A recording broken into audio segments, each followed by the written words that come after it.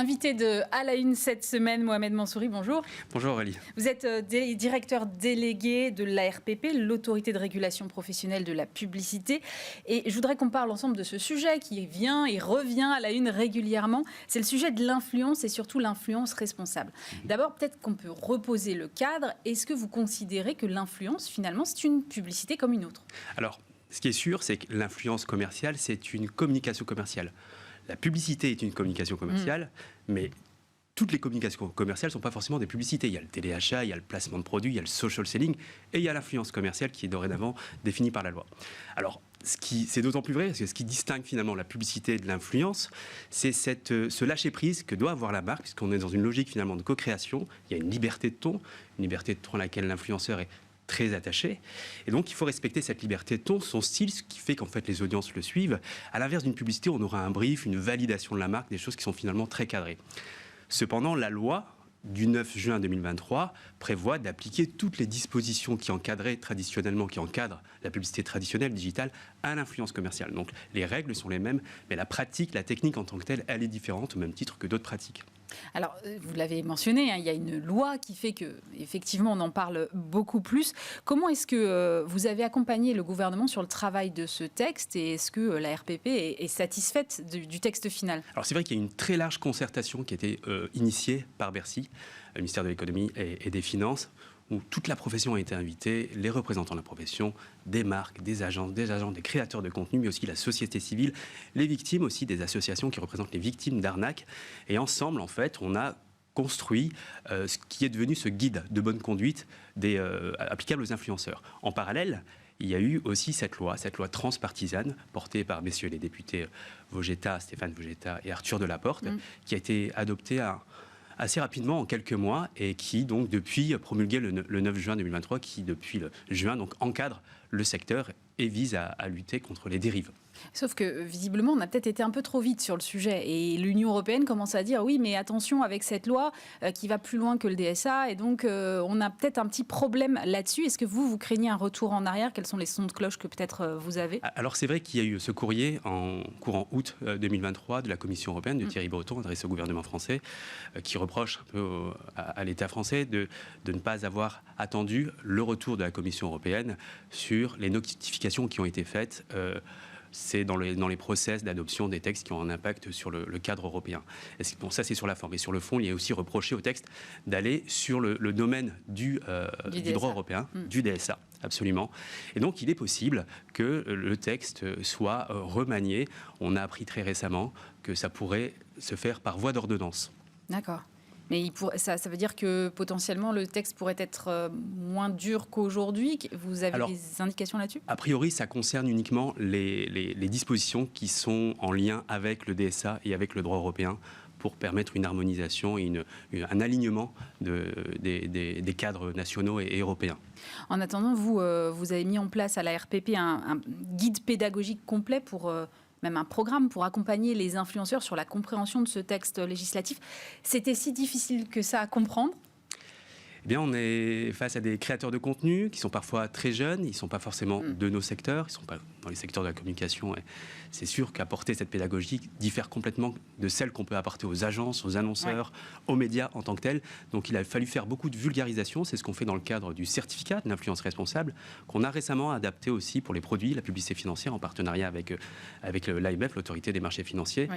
Donc, oui, il faut faire cette pédagogie avec beaucoup d'exemples, d'illustrations, ce qu'on appelle dans notre jargon les 12 annonces, les à faire et à ne pas faire, pour leur permettre de maîtriser ce cadre légal, ce nouveau cadre légal qui est parfois complexe, et qui est parfois complexe à comprendre, y compris pour des professionnels de longue date. D'ailleurs, on attend des décrets d'application, parce qu'il y a des choses qui doivent être encore stabilisées et précisées. Ce programme pédagogique, il est complété aussi par ce qu'on a lancé très récemment, un club des créateurs certifiés, où on va les réunir tous les trimestres autour de thématiques. On a eu le tout premier rendez-vous la semaine dernière autour des thématiques en lien avec l'urgence climatique et le dérèglement climatique. Donc on fait de la pédagogie, on fait de la vulgarisation des conclusions du dernier rapport du GIEC. Et on a fait ça avec un partenaire qui s'appelle YouMatter et qui a fait donc une espèce de quiz pour embarquer les créateurs de contenu, les amener à s'interroger sur l'impact que peuvent avoir leur collaboration commerciale sur le climat, sur sur tout le cycle de vie des produits, en amont, les conditions de production, etc. Vous avez mentionné les annonceurs, vous dites on n'accompagne pas les producteurs de contenu de la même façon que les annonceurs. Les annonceurs aussi, ils ont besoin d'être accompagnés sur ce texte législatif, sur ce que c'est que l'influence responsable, ou finalement est-ce que tous ont bien pris la mesure du phénomène et des bonnes pratiques à mettre en place? Oh oui, la mesure est de plus en plus prise, on le voit au travers d'un observateur, l'observateur de l'influence responsable. On fait cet accompagnement, on apporte cet accompagnement, y compris aux marques. C'est d'autant plus important que la loi prévoit une responsabilité solidaire de tous les acteurs pour tout dommage causé aux tiers, y compris les marques. En fait, la marque, comme l'intermédiaire, l'agence ou l'agent ou créateur de contenu, peuvent être tenus pleinement responsables. Et tout le monde est sur le même plan, en fait. Tout le monde est sur le même plan.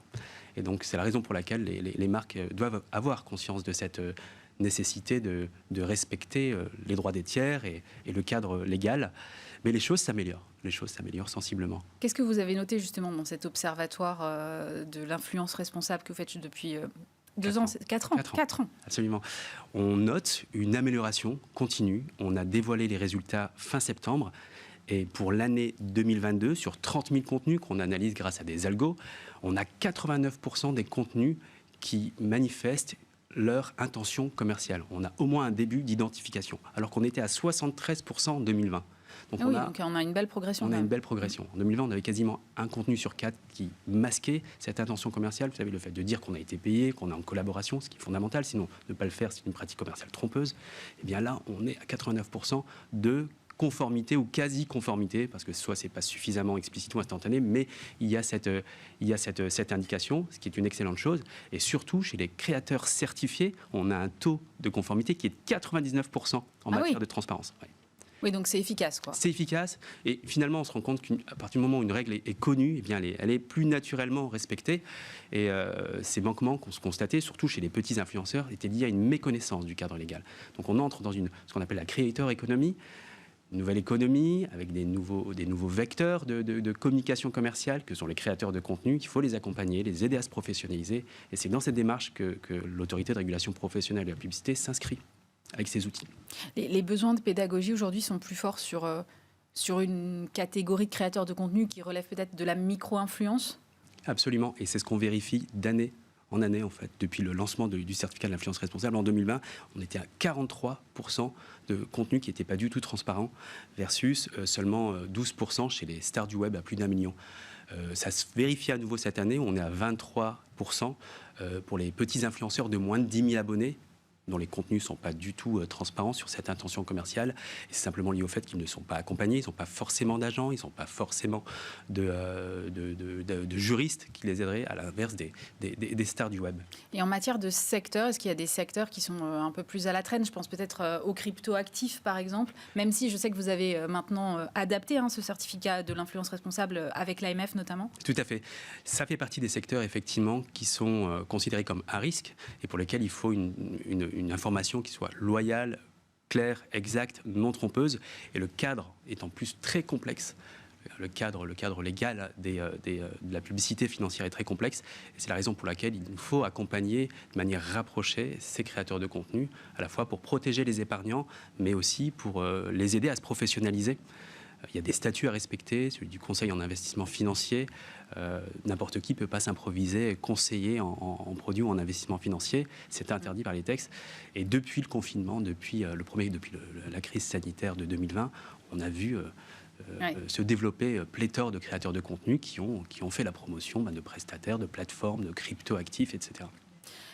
Qu'est-ce qu'on risque si on ne rentre pas dans le cadre de la loi? Si on est un créateur de contenu et que on fait un partenariat rémunéré et qu'on ne l'affiche pas clairement sur les réseaux? Alors, historiquement, déjà avant la loi, en fait, on risquait, puisque c'était une pratique commerciale trompeuse, jusqu'à 2 ans d'emprisonnement et 300 000 € d'amende. Depuis la loi du 9 juin 2023, comme l'activité d'influence commerciale est définie par ce texte, donc c'est une activité à part entière, la sanction, c'est la possibilité aussi de ne plus pouvoir exercer cette activité. Donc l'interdiction permanente ou temporaire d'exercer l'activité d'influence commerciale, en plus des 2 ans d'emprisonnement et 300 000 € d'amende. Oui, c'est assez dissuasif quand même. La profession quand même semble se structurer, j'ai l'impression, on voit fleurir des choses qui peuvent ressembler à des syndicats, en tout cas des associations de professionnels, d'influenceurs. Est-ce que ça change quelque chose pour vous? Quelles sont éventuellement vos relations avec ces organismes-là? Effectivement, il y a l'union des métiers de l'influence et des créateurs de contenu qui a été créée à l'occasion des échanges avec Bercy, ce qui est une formidable chose pour le secteur et pour la RPP, puisqu'on a un interlocuteur. L'Observatoire, c'est un comité de suivi avec les représentants de la profession. On a un interlocuteur qui représente le secteur et c'est avec eux qu'on avance sur ces briques pédagogiques. Je citais tout à l'heure le Club des créateurs certifiés. Il est porté par l'UMIC et par l'ARP. Donc on définit un calendrier de thématiques, de tiers experts intervenants pour aider donc les créateurs de contenu à se professionnaliser. Les créateurs de contenu qui adhèrent à l'UMIC ont la possibilité de passer le certificat. L'UMIC prend en charge les frais d'inscription au certificat. Ils ont aussi mis en œuvre un label qui va bien au-delà des règles qui encadrent la publicité. Donc oui, c'est une formidable chose. C'est vraiment le signe d'une structuration du marché. Je crois que c'est une première en Europe. On a le marché s'organise aussi au UK, au Royaume-Uni. On a une représentation qui se crée aussi des créateurs de contenu. Mais en France, je pense ils sont pionniers, l'UMIC, et c'est vraiment un interlocuteur privilégié pour nous, au même titre que les autres organisations professionnelles que sont le SRP, le syndicat des conseillers en relations publiques, l'Union des marques, l'ACC pour les agences conseils, l'UDECAM pour les agences médias, l'ensemble de la profession. L'influence responsable, c'est finalement l'affaire de tous, en fait. C'est d'autant plus l'affaire de tous que n'importe qui aujourd'hui peut finalement être créateur de contenu et par un biais ou un autre arriver à devenir influenceur, quoi, en fait. Tout à fait. Tout à fait. C'est une activité qui est ouverte à tous dès lors qu'on a une connexion et un compte sur les réseaux sociaux.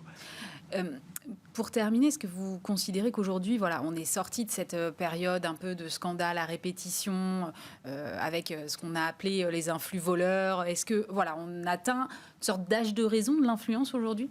Je pense. Les chiffres de l'Observatoire l'attestent. Et c'est encore une fois une économie qui est partie pour durer. On voit au niveau des investissements, on était à 9 milliards de dollars en 2019 et en fin d'année, en prévision, on serait à 23 ou 25 milliards de dollars. Donc c'est un secteur qui croît, donc au niveau mondial bien sûr, qui croît d'une manière très rapide, qui bouleverse la culture, les médias, qui est parti donc pour s'inscrire dans la durée. On passe de plus en plus de temps sur les réseaux sociaux. Et donc, pour qu'un marché puisse se pérenniser, il faut les bases de la confiance, de la transparence. Sinon, s'il n'y a pas de confiance, s'il n'y a pas de transparence, il ne peut pas avoir de marché. Et donc, ce sera finalement inhérent au marché de s'organiser, de structurer au travers de l'éthique pour pouvoir perdurer. Et nous, on est là, en tout cas, pour l'accompagner dans ce sens. Merci beaucoup, Mohamed Mansouri. Je rappelle que vous êtes directeur délégué de l'ARPP.